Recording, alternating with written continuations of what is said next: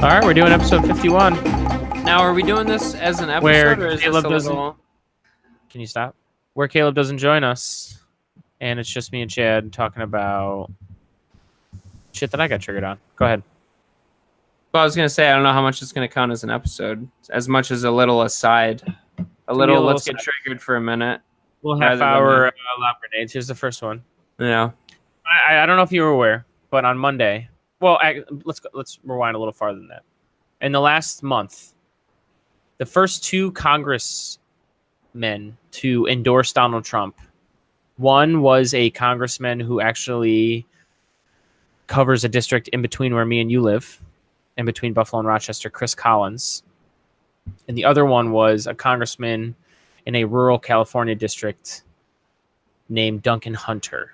These are I think the first two congressmen that endorsed Donald Trump in the 2016 presidential campaign, and then Jeff Sessions was the third one. So anywho, in the last month, I know I spoke to you about it. I don't know if you remember, but in the last month, Chris Collins got indicted for insider trading, and is now off the ballot and will not be a congressman anymore. And Duncan Hunter, I don't know if you heard, a week or two after that, he got indicted for misuse of campaign funds. And I should post the links. I'll post the links in the description for the YouTube video to make sure that I source it. But, oh man, the sourcing on the Duncan Hunter thing is like he spent a lot of campaign funds just on travel and leisure. It is not good. Looks like it's a pretty slam dunk case there where him and his wife. So he just kind of used that as a leisure bank account. Oh, much. Sure. Trips to Italy, and I think it was Celtics tickets. Oh, absolutely. It's just Google Duncan Hunter, and it's not hard to find. So do you see? That's the nice thing about sourcing these days. Just Google anything I say. Go ahead, Chad. Right. Yeah. I mean, do you do this out of a lack of awareness that you can't do this, or do you just flagrantly do this? Oh, we don't have time for this. Let's move on to what Trump tweeted on Monday. And it's a doozy. Okay. And I'm not going to run through the whole tweet. I'm just going to stop. And I believe I saw this as well. Oh, sure. Yeah, carry on. The context matters. I'm going to stop in areas that are infactual just to explain it, and we'll work to the end. Okay, so he tweets, 2 long-running Obama-era investigations. So stop. In the Chris Collins case, I'm unsure about the Duncan Hunter one. In the Chris Collins case, literally the insider trading happened while Trump was president, and they have video of him making the phone call to his son to unload the shares at a White House picnic early in 2017. So literally impossible for the Obama-era Justice Department to be the beginning of this investigation when the insider trading happened in 2017. Okay, so this is just the first 5 words of the tweet, and it's not right. So 2 long-running Obama-era investigations of 2 very popular Republican congressmen were brought to a well-publicized charge just ahead of the midterms by the Jeff Sessions Justice Department. 2 easy wins now in doubt because there is not enough time. Good job, Jeff. Yeah. So, okay. Do you understand what just happened here? No, it's pretty much... it's bad. It's pretty bad. It's basically... Yeah. Isn't there somebody that is tapping him on the shoulder before he sends these emails? Like, hey, that's probably not... No? I guess not. That should be a thing. Because that's obstruction. That's low-key obstruction of justice. That is not low-key, but yes, I agree with the obstruction. Yeah. Well, look, you're right about the low-key on this end. So this is what astonishes me. Astonishes me, dude. Yeah. The Chris Collins case, I just told you there's video. The Duncan Hunter case, I just told you, just Google his name. It's not good. And by the way, also, the first interview Duncan Hunter gave after the indictment, he blamed the problems. He blamed his wife. He blamed it on his wife. Ooh, that's rough. Ooh, it's not good. Just Google it. Wow, they're sleeping in separate rooms right now. So these 2 guys, if they weren't already, these 2 guys, it seems very likely, and once again, Google it, that it's pretty open and shut. Right. And you have the President of the United States saying, oh, these guys are Republicans in very Republican districts, which they are, and you just screwed us by... It's very dodgy. Dude, that's What are you so doing? bad. You cannot do this. So bad, dude. Oh man. Did you look up the tweet? No, I think It goes on. The Democrats, none of whom voted for Jeff Sessions, must love him now. Same thing with Lion James Comey. The Dems all hated him, wanted him out, thought he was disgusting, until I fired him. Immediately, he became a wonderful man, a saint-like figure, in fact. All right, so this is the same thing that made Trump. The same thing. Wait a minute. There's a lot of Wait a minute. Can I say? I'm Go sorry. ahead. I just pulled his Twitter up, and Sure. 5 hours ago, Uh-oh. all he texted was treason in all caps with a question mark. There's no context or anything. What is he He's talking nuts. about? All right. So All right, I'm scrolling. Oh. So this is what I'll say. Man, he tweets a lot, dude. The same reason why Trump won in 2016, one of the variables, a lot of variables, but one of the big variables was he was an independent voice. He was going to do whatever he wanted. He wasn't a political insider. He wasn't establishment, right? That same reason is why he's going to go down, because Jeff Sessions is one of the most conservative, seemingly should be one of the most staunchest allies Donald Trump has in his administration. And all he does is just rake him across the coals and just say, like, Democrats love him.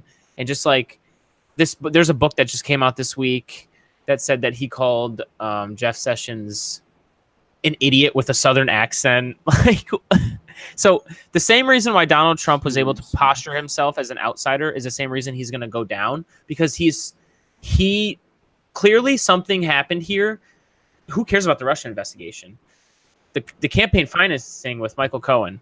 There's something that's going to come out of these like 6 investigations he's under that's not going to be great.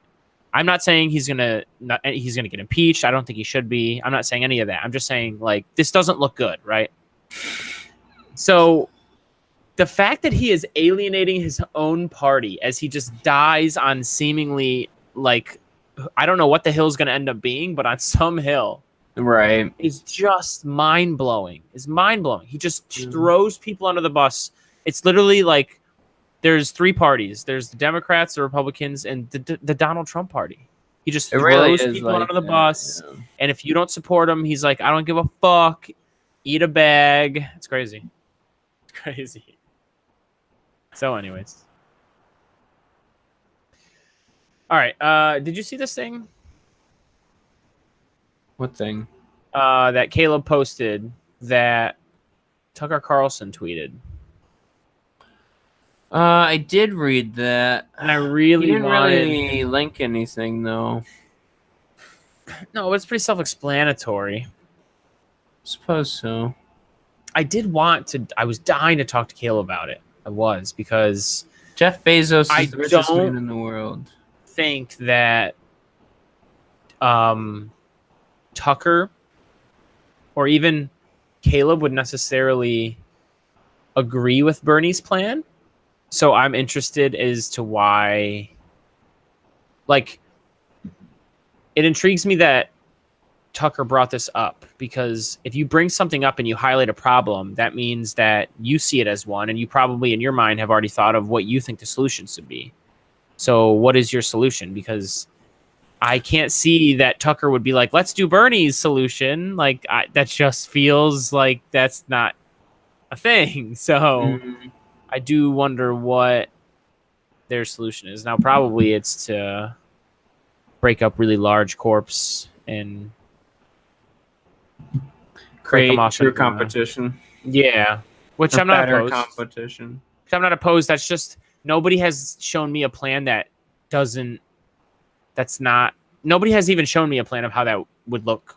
You know, like, oh, more competition. Okay, in theory, it's almost like communism at this point. I'm like, okay, in theory, I'm there with you, but what does that look like? You're just gonna walk up to Walmart and say you're now 10 companies? Like, I don't. I need to see what that looks like. You know. Mm-hmm.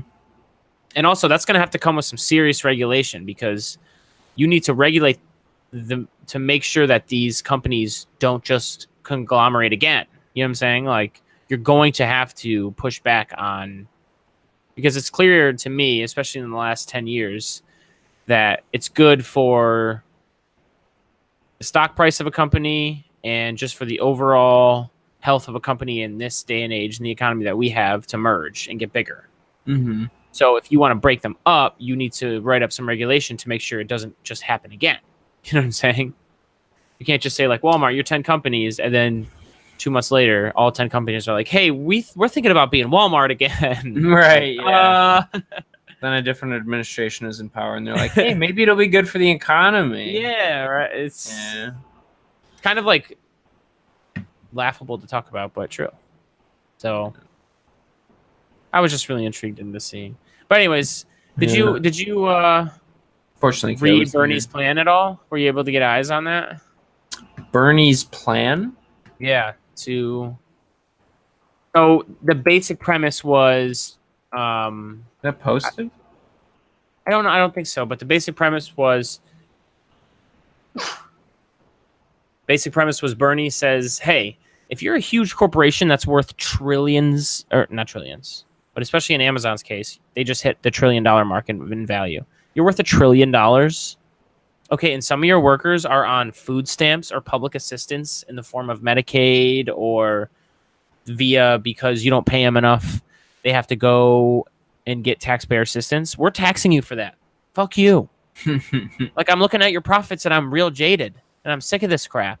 And he goes, we're going to tax you to cover every penny of the public assistance that you're not supporting your own employees to get. And I was like, yeah, do that. That sounds like a good idea.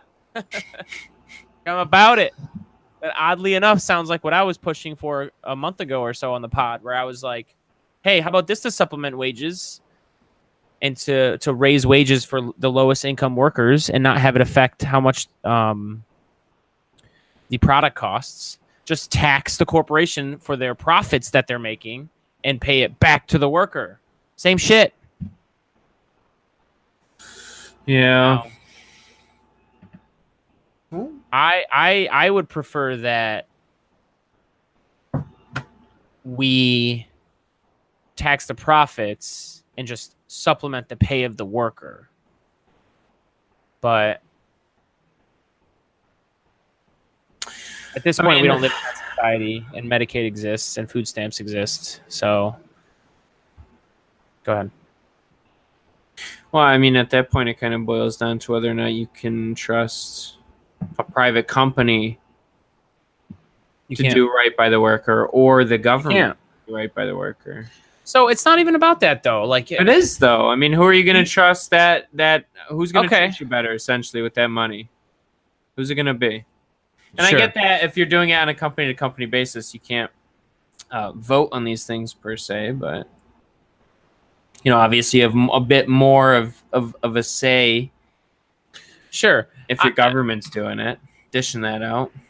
The first thing that comes to my mind is it's not necessarily about that. Hopefully that there's a balance of power between the private company and the government that you can strike so that neither one can truly abuse.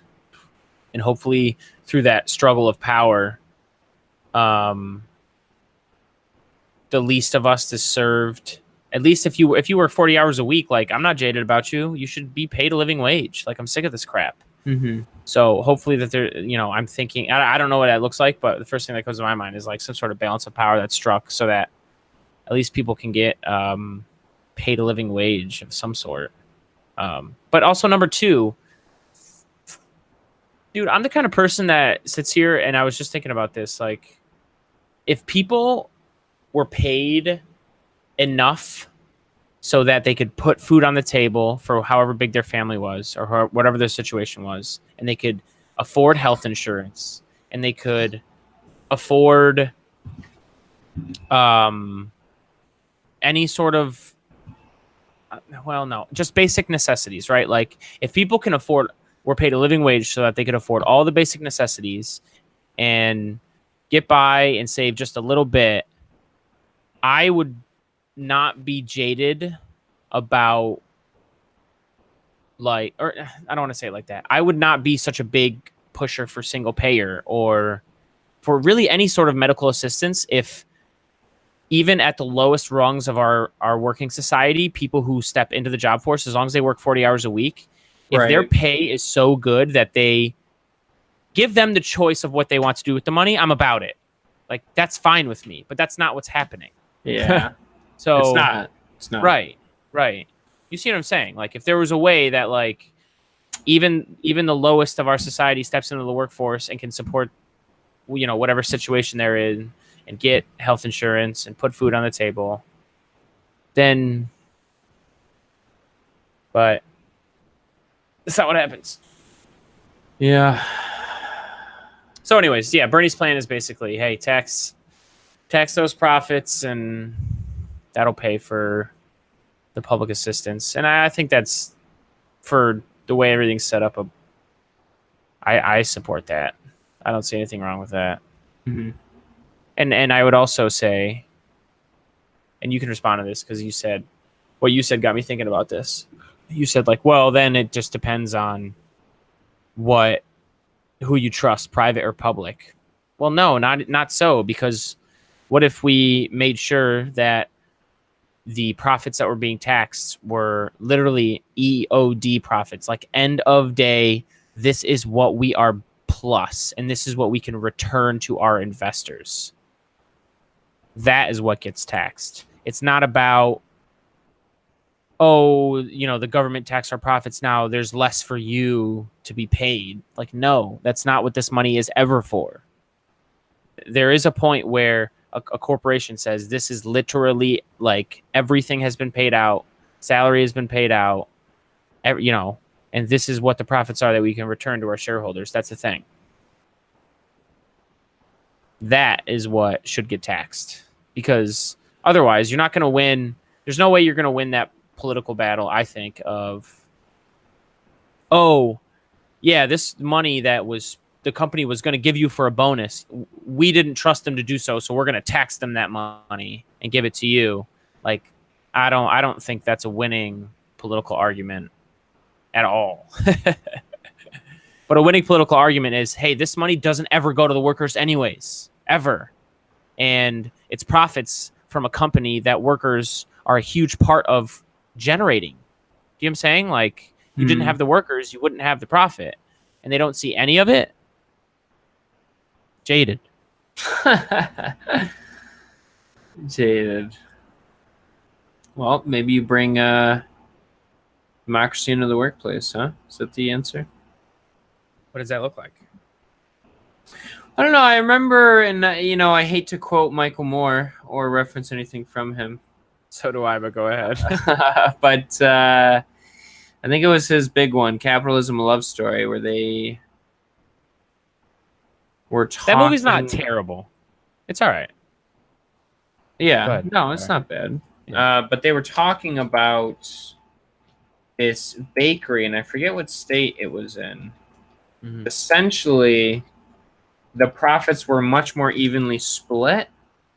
The people... Oh, I remember. Like, minimum pay was like 70 grand 50, a year. It was like 50 or 60 grand a year being a baker. It was high. It was high. It's very high. And the CEO made like 250 or some shit like that.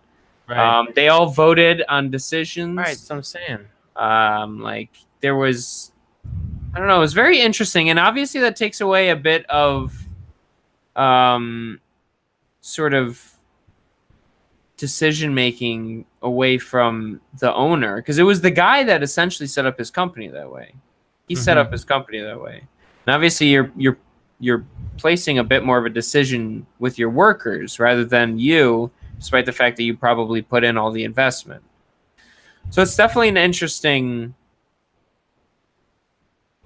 It's an interesting way of doing business. Look. Go on. Things that affect those workers, they should be able to vote on. I see where you're coming from as far as, like, they didn't put any investment in, but they get to vote. It's like, all right, fine. But if it's a decision that, like, affects the workers, they should be able to vote on that. Like, so if an executive board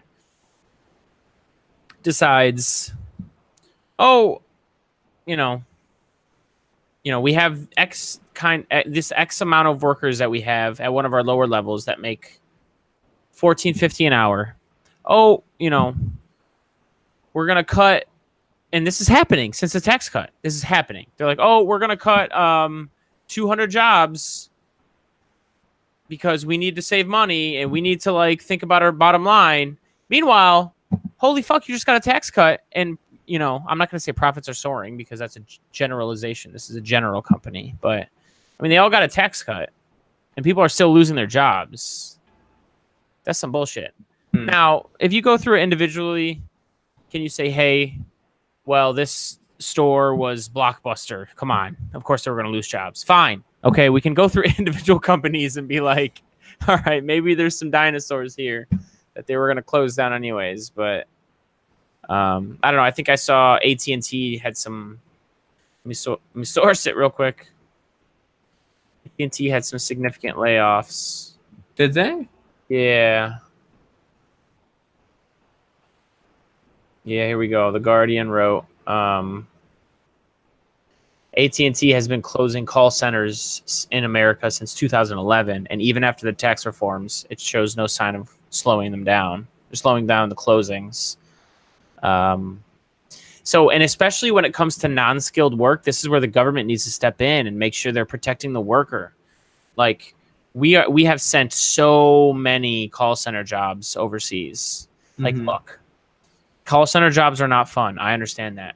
They're not great. But as we move forward in this advanced society, with advanced technology, like at the end of the day, like whatever jobs we can create, we should create them so that people can be productive and have purpose, right?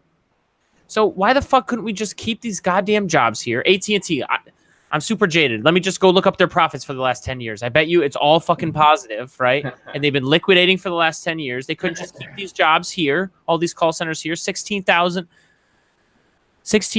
people who have lost their call center jobs since 2011. 44 call centers have been closed. We couldn't just keep those jobs here and pay these people like a wage that even for a shit job will motivate them to like participate, like $20 an hour. We can't figure this out. Like, do you think so? Do you think they could actually easily afford that? Let's take a look at their profits. Let's source it. Let's do it. Because here's the thing. I'm with you, but then you also have to recognize that there are some businesses that can't sustain a functioning business model at $20 an hour. That's where it gets tough. It's tough.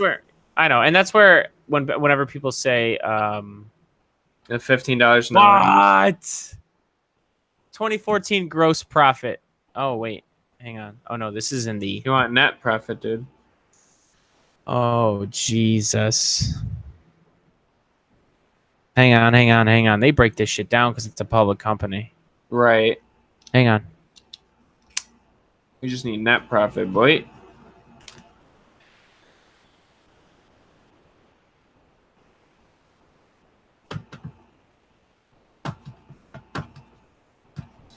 Okay, so anyways, 2014, AT&T gross profit, because their total revenue was $132 billion. Right. Their cost of that revenue, so that includes workers on top of everything else, $60 billion. Gross profit in how much did they make? $72 billion. Let's move on to wait. Hang on. Okay, let's break this down. How many workers do they have? Can you source me that? What is it? AT&T we're talking about? So we can easily find that, but what's the point? Go ahead. Let me know. Like, tell me what's going through your brain. I just want to say, like, let's shave off $1 billion and divide it by how many employees. Let's see what that nets them. Come on, only $1 billion off 72 billion. Well, how many people though? If you're talking like 70,000, look, they have 254,000 employees. That's a big number. So let's see. So pure profit, they had what? 70 billion. Let's shave off $1 billion. Gross profit, 72 billion. Yeah. Gross profit. Off $1 billion. Okay, 71 billion. Net profit. Okay. Don't we want net profit? Yo, this is gonna be a lot of money. Don't we want net profit, not gross? Gross is at the end of the day after they spend their money on everything they need to spend it on, and they bring in all the money they bring in. Gotcha. Okay, so it's 72. Oh, fuck that. Let's shave $2 billion off then. Because I told you their total revenue of all 2014 was 132 billion, and their cost of that revenue, which is workers, infrastructure, upkeep, gotcha. 60 billion. Right. So we're gonna shave off 2 billion and divide that by 254,000. Because that's how many employees they have. Yeah. That gives everybody an extra almost $8,000 a year. Come on. So, and I do want to be clear. I'm sure it gets a little more complicated than we're talking about, but there's no question that like there's got to be some level of I'm seeing impossible complexity that wouldn't allow regular folks to get a significant pay raise, and this is what pisses me off. Right. This is what pisses me off. We have a standard of labor leagues in our country that have a significant amount of power because of the way that their business is set up, right? When it comes to the NFL and the NBA and the MLB, and the labor in the sporting leagues in this country versus the ownership, they do what's called a CBA, a collective bargaining agreement. I don't understand why every single one of these public companies doesn't have a CBA with their workers. Workers should demand a CBA, because what I see, and this is a rudimentary explanation. Hopefully one day people actually care and listen. We can get experts to slap us in the face. But from what I see, as far as these like sports league CBA contracts, they split profits. In the NBA, it's 50-50. Workers get 50% of the profits and owners get 50% of the profits. And they split that right down the middle. And what does that mean? 50% of the profits get split by owners. How many owners are there? Can you tell me? 32. 50% of the profits get split by the players. There's way more than 32 players, right? So, like, we're not talking about equality of redistribution or any of that. We're talking about, especially when it comes to AT&T, someone like an AT&T, we're talking about a company that if all the workers walked out the door tomorrow wouldn't be able to exist. And yet the workers at this point in time, in my opinion, in this country, do not have the rights that they should. They get shit on. And I also believe, and you can respond right after I say this, because I'm interested in what you think of what I'm about to say. I also believe that technology has allowed us to be more unequal in this day and age, because technology has made it cheaper and cheaper to live a quality lifestyle, right? What do I mean by quality lifestyle? All like your basic needs are met. Like it's only all you have to do is spend a couple $100. You can get a washer and dryer. Like you had to scrub your clothes 100, 200 years ago. You know what I'm saying? Like, yeah, I mean, it doesn't cost a lot to have decent standard of living. Is making it cheaper and cheaper to have a decent standard of living. But because of that, it's allowing people at the top to take more and more, because a lot of us down here don't even notice because it's cheaper to maintain quality. Like anybody can buy a flat screen TV for $300 now. Like it's right. Yeah, I know what you're saying. But that still doesn't mean that it's right. And we can do better with how we distribute. Especially when it comes to workers. Like, I never want to have a conversation about people who don't work. I'm talking about people who work 40 hours a week, who contribute to a company that makes gross profit $72 billion a year in 2014. And by the way, it went higher after that. We just didn't talk about it. Sure. And come on, shaving $2 billion off that and splitting it between how many workers would you say? Almost 8,000. Oh, they have more than 8,000 workers. They have a ton more.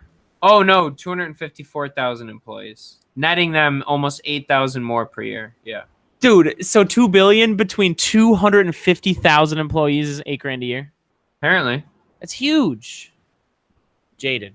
Unless I did that. I may have done that math wrong, but that sounds We're about to start going down the route of the podcast is just going to start looking up hard numbers. This shit pisses me off. That's and to be honest, we're always missing someone who actually is an expert sitting in here explaining to us what's good. Sure. Yeah, none of us are experts. But yeah, it's 8,000. It's 8,000, dude.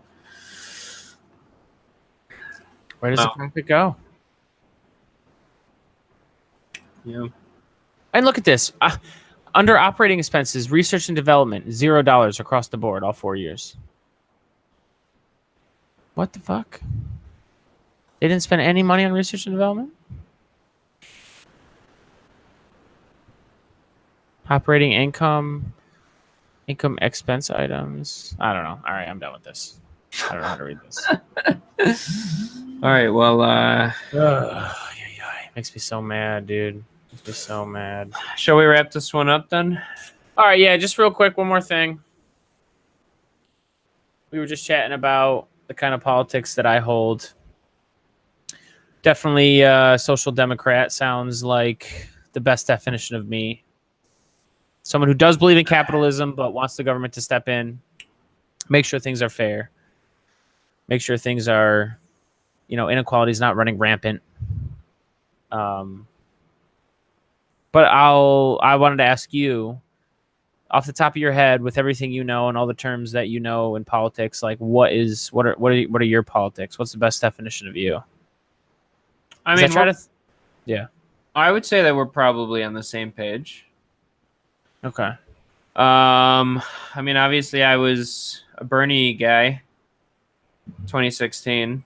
So, sure. I think, and you and I are both aware that the left has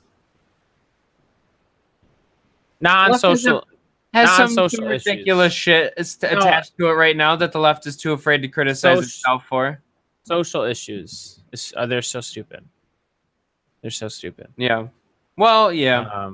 They're terrible. There's stuff that goes too far that doesn't get called out because liberals are afraid to be called bigoted, which is unfortunate because you need to be able to call out the shit on your own side. Of course. I don't know what you mean though. Like what? What? Who's bigoted? Who's bigoted? Oh, I'm sure there's tons of people who are bigoted. I don't know if you want to get into it, but there's a lot of... Are these marginal people? Are these like on the fringes people?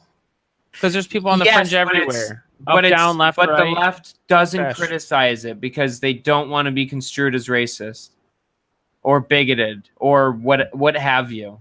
Okay. That sounds like that makes sense to me. Sure. But you're saying you don't have any examples.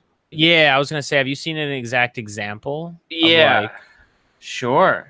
Now, I would say, I'll give you a good example of the left being, not the left, I hate saying this, but I'll give you an example of well, we just got to use the terms we got to use, of the left being, a little rabid and a little, not even little. They overstepped their bounds.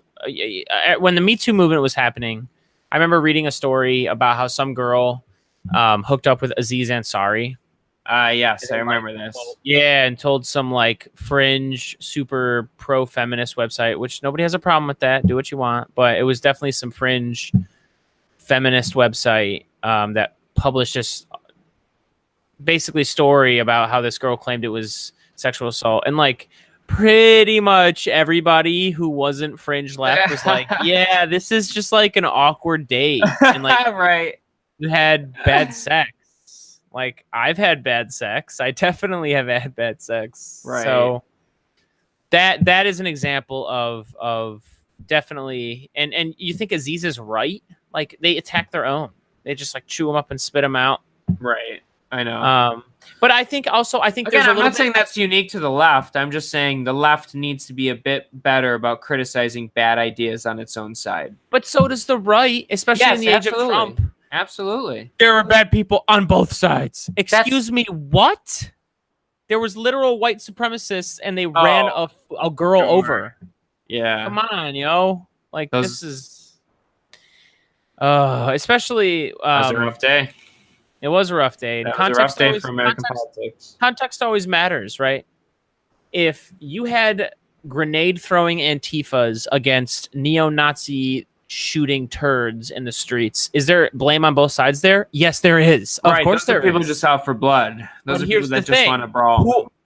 The people who organized that Charlottesville rally were the alt-right people. They came first, and then obviously that's going to draw not even alt-right. They were explicitly white supremacists. They were turds. They were chanting blood and soil. They were saying Jews will not replace us. I know. Let's get it right. You're not wrong. They were literal white supremacists. You're absolutely right. And so because of that, naturally, you're going to draw protesters. By the way, if I heard that there was white supremacists down the street and someone was like, do you want to help protest? I think I would.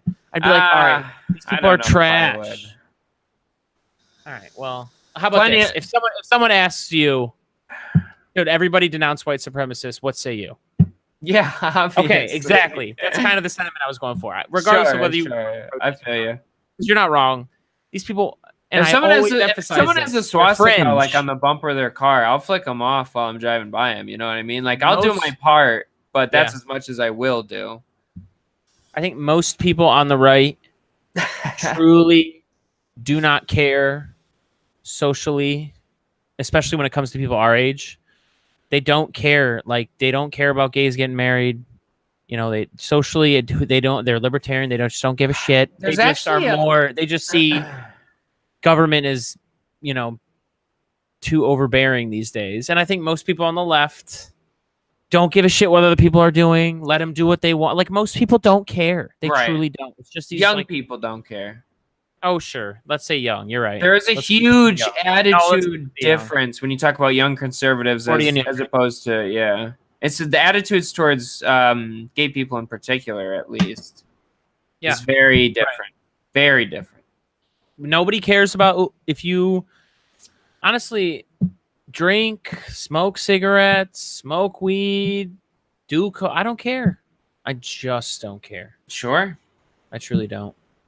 Oh, you're being productive? Oh, you're using that productivity that you have to spend your extra income on ways that you want to enjoy yourself on the weekend? Who am I to say anything?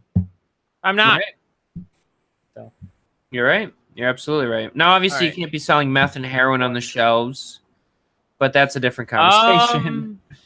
That's a different conversation. In light of future political opportunities for myself, I will abstain from answering that. But yeah, we might just want to delete the whole podcast series at that point. You think the underground market regulates better than government? Go ahead. Yeah, but let me ask you this. Are you going to sell it at gas stations on the shelves? No, absolutely not. Right. There's a way different absolutely not. There. Way different conversation. Right.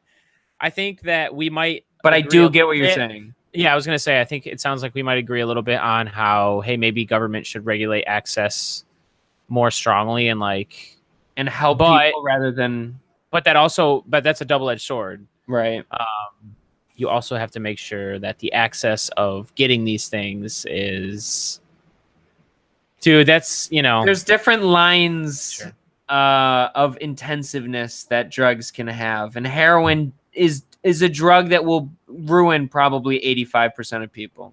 Is that to say there aren't functioning heroin users out there? Of course not. But they are few and far between.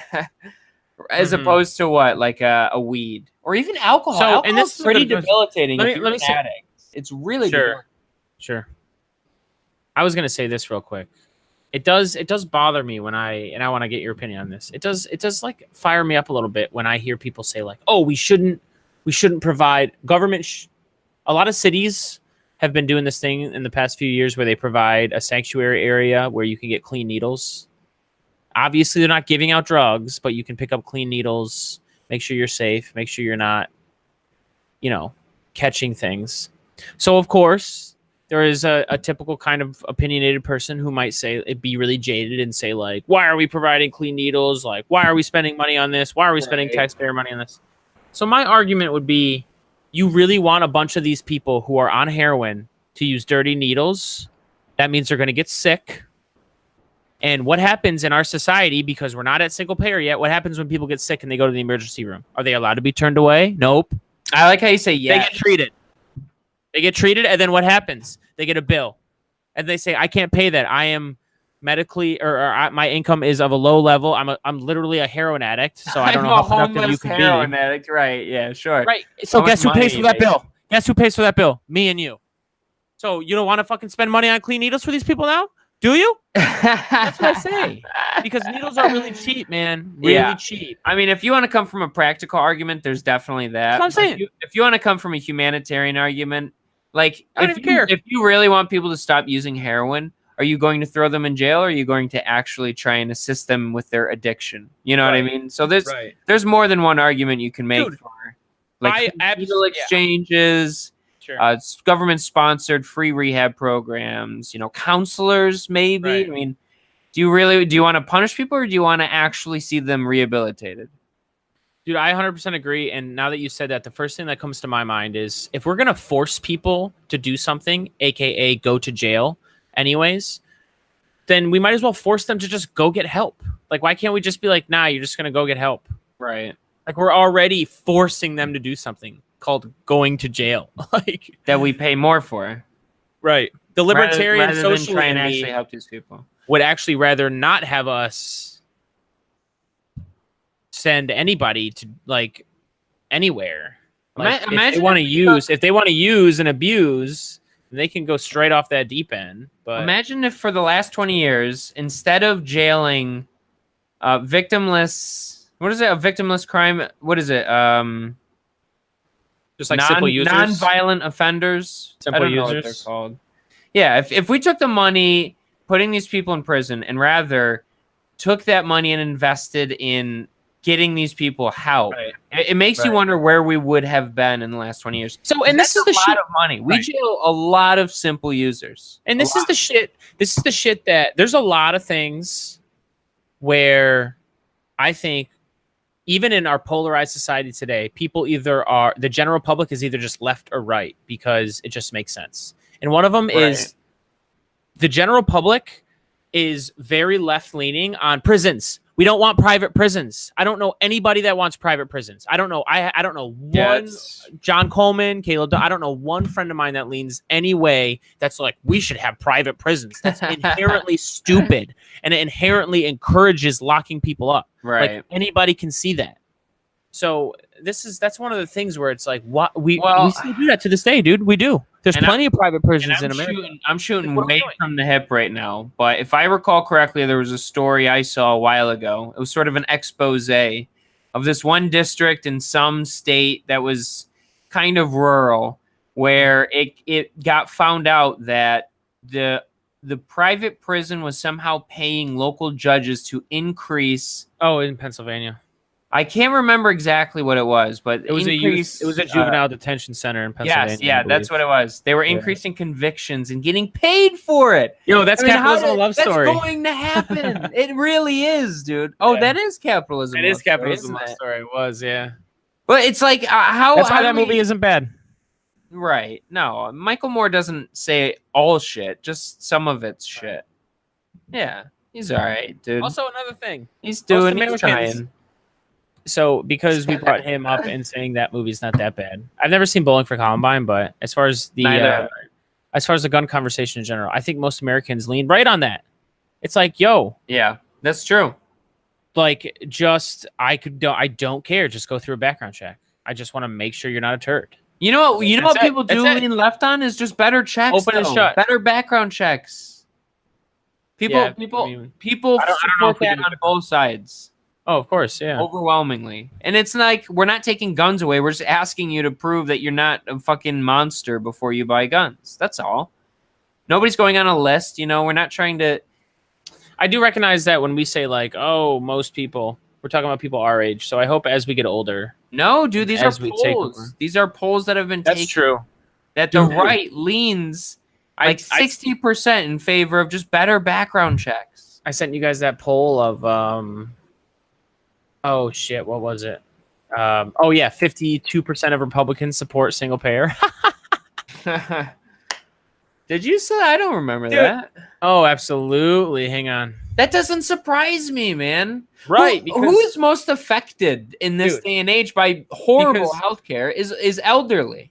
Because I truly believe, as much as mainstream media in this day and age, or mainstream media or establishment politicians, as much as all of these people want to play identity politics and stir up controversy, like, all the media cares about is just sensationalism. All politicians care about is winning, so they'll use whatever they can to get there. Both sides will use identity politics and, like, stupid talking points.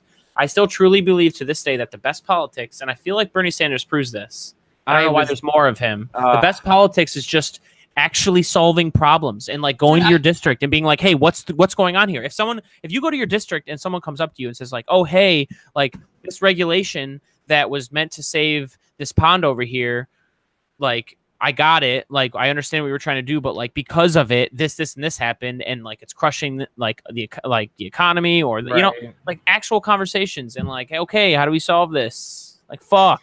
It's crazy. If you look at any speech or any rally that Bernie ever was at, you can see him every single time reliably hit all the points that I'm with him on. And it's like getting money out of politics. These are the biggest things, end the corporatization of America. It's crazy. These are things that both the left and the right are absolutely all in on.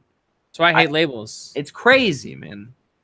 People to this day, no matter how much that there's big money in trying to market and sway people's ideals and stupid identity politics by the media and by politicians. No matter what happens, people at the end of the day still have to wake up, live their lives, put food on the table. And so that is still going to be the one thing that will drive victories. And the reason why I think Bernie Sanders and democratic socialism in general, which is kind of misinterpreted.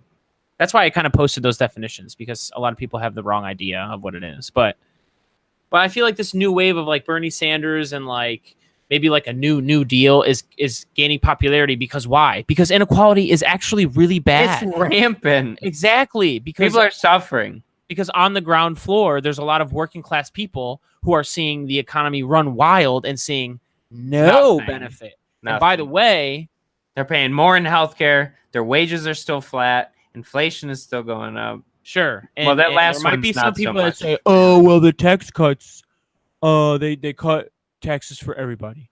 Okay, they did. Okay, but if you make less than $35,000, they cut your taxes $60 this year. Have fun with that $60. Right. 1, 2. Obviously, as I've always said, my greatest hits is always like they cut taxes on. They cut a lot more taxes on like corporations and. That's bullshit, and I don't understand why they did that. And 3, everybody told us, and I knew this wasn't going to happen because they're idiots, and we've seen this happen before, and it didn't happen. We were told what? Oh, when we cut taxes, the economy grows so much that we actually rake in more dollars. The deficit's going to go down. Listen, I know the way government works is that our income is through tax revenue, but let me tell you something. I know we have a deficit right now, but hang on. Let me just explain this to you. Let me reduce our revenue and our deficit will go down. Excuse me, what? Excuse me, what the fuck? Cyril, you give the rich money to play with, they make more money. It's obvious. You just failed to see the reality of the tax cuts. Are we not at 4.2% GDP growth? Come on, dude. Okay. Come on, dude. Those are big numbers. Donnie's putting them up, dude. I know you're being sarcastic, but like some people would actually make this argument, and I love when they do. 4.2 is actually impressive, but no, I love when they do. You're not wrong, but I love when they make this argument, especially when they say, "Oh, it's because of the tax cuts." I say, "Okay, let's go take a look at the deficit then," because you also told me the deficit's supposed to go down if the economy grows, right? And it did not. It's soaring. And by the way, we're gonna have $1 trillion deficit again. We didn't have that since Obama in like 2012 or 2013. Ever since then, it had been going down, down, down. The reason why deficit's skyrocketing is because our revenue is less. Duh. So here's the thing, really quickly. The last time we had $1 trillion deficits, it's because of what? Can you tell me, Chad? Do you know the answer to that? Last time we had $1 trillion deficits? It was early Obama years, and what was it because of? It was because of the recession. The 2008 crash. Okay. That was a big deal. And I was going to say Obamacare. Oh, stop. It costs a lot of money. It costs a lot of money. That's facts. That is just factual. No. It does cost a lot of money. Oh, A, not factual. B, I need to see the numbers. Are you serious? We spend a lot on Obamacare. Okay, just show me the numbers. Show me the numbers, because we don't spend as much as Obamacare, not even close to 3 months in Afghanistan. We don't spend as much as on Obamacare as the amount of assistance that we had to put people on because of the recession, the amount of unemployment we had to pay out, the amount of food stamps we had to pay out. You're really going to hate on Obamacare? For real? For real? I'm not hating on it. Just show me the numbers. I just want to see the numbers. $1 trillion over the next 10 years. That's not Obamacare. That's not Obamacare. And if that is, what are you looking at? Can you show that to me? Oh, you're gonna go silent? All right, no problem. It's actually not a very easy answer to figure out.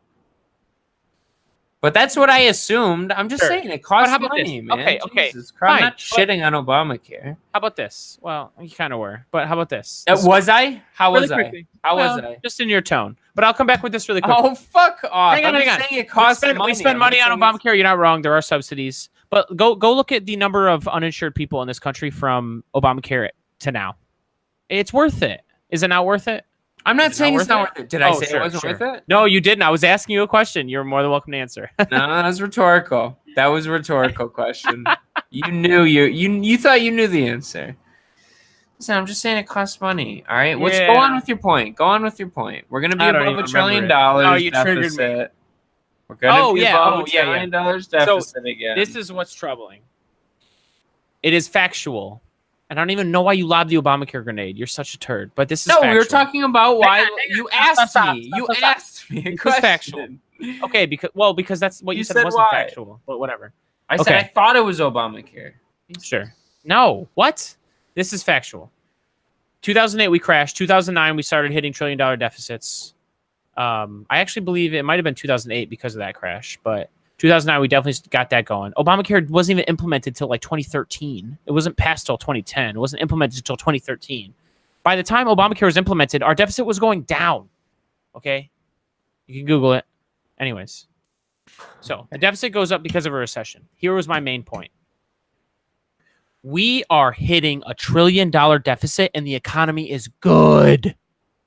Does it not scare you that when... And it's not if, it's when the next recession hits, because we live in a boom and bust capitalistic society. When the next recession hits, our deficit's going to cross 2 trillion, 3 trillion, because when a recession hits, government steps in to make sure everything doesn't fall apart. That's what it does. That's what it did in 2008. We can be jaded about the way it did it. We can have a debate about the way it happened, but there's no question that government stepped in and prevented something from getting much, much worse. So now government has to step in when it's already running $1 trillion deficits in a good economy. Like, this is the most irresponsible thing I've ever seen. And it's the fact that they gave away tax cuts. We can even talk about, we don't even have to talk about the fact it was for rich people. Fuck it. Put that off the table. It's the fact that they gave tax cuts at all when we're running deficits. Doesn't make any sense. Bush cut taxes for high income people early 2000s. Didn't generate revenue. They keep coming back at us with the same argument. And I'm getting real jaded when we get the same result every time. Vote. I already do. And I have been. There you go. But thank you. I mean, that's all you can do. Really. No, it's not. You can do more than that. Well, it's the least you can do. Yeah, I was going to say it's the least. Is what I meant to say. If you really want to, you can start convincing people and spreading your own kind of bullshit, but... Unified. No, we'll shut that down. That's just what makes me real jaded. And also, turd comment of the pod this time. Go ahead. Chad, lob it in the Obamacare. Come on. Oh, you're so triggered, dude. I wasn't shitting on Obamacare. I said it cost money, and you got bothered by that. No, I don't even think you were shitting on Obamacare. It's the fact that you lobbed that when, if we look up the numbers, I promise you, it's a very, very small amount of what we like. Most of the things we spend on is military, Social Security. You asked Medicare. Me point blank what was going on the last time we had $1 trillion deficit. Yeah, but Obamacare wasn't implemented until like 2012, 2013. That's when you said the last time we were running. No, we did it right after 2008. Hang on. All right, man. I just thought that's what it was.